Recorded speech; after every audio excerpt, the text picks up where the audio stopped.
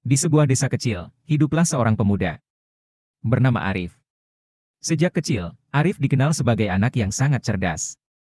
Dia bisa memahami konsep-konsep yang rumit dengan cepat, selalu menjadi yang terdepan di kelas, dan seringkali memberikan solusi brilian untuk masalah-masalah yang dihadapi oleh orang dewasa di desanya.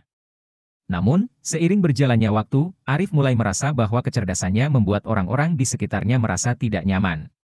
Banyak yang merasa terancam, cemburu, atau bahkan merasa rendah diri ketika berada di dekatnya.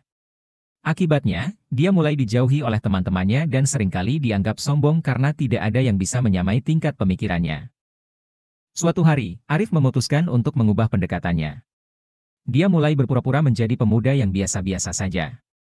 Ketika ada perbincangan, dia lebih banyak diam dan mendengarkan, tidak lagi menunjukkan kecerdasannya di hadapan orang lain.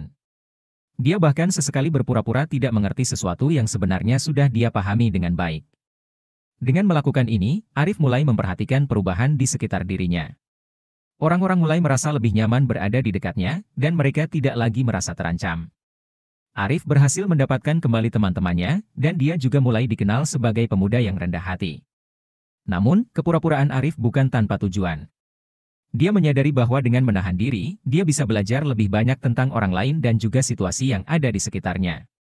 Dia bisa memahami berbagai sudut pandang, dan dengan demikian, dia mampu memberikan solusi yang lebih bijak dan komprehensif tanpa membuat orang lain merasa tersaingi.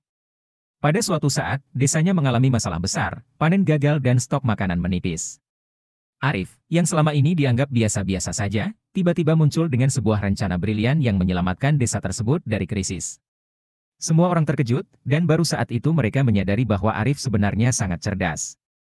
Ketika ditanya mengapa dia berpura-pura selama ini, Arif menjawab, kecerdasan sejati bukan hanya tentang seberapa banyak yang kita tahu, tetapi tentang bagaimana kita menggunakan pengetahuan itu untuk kebaikan bersama. Terkadang, dengan berpura-pura bodoh, kita bisa melihat hal-hal yang orang lain tidak bisa lihat, dan itulah yang membuat kita benar-benar bijak.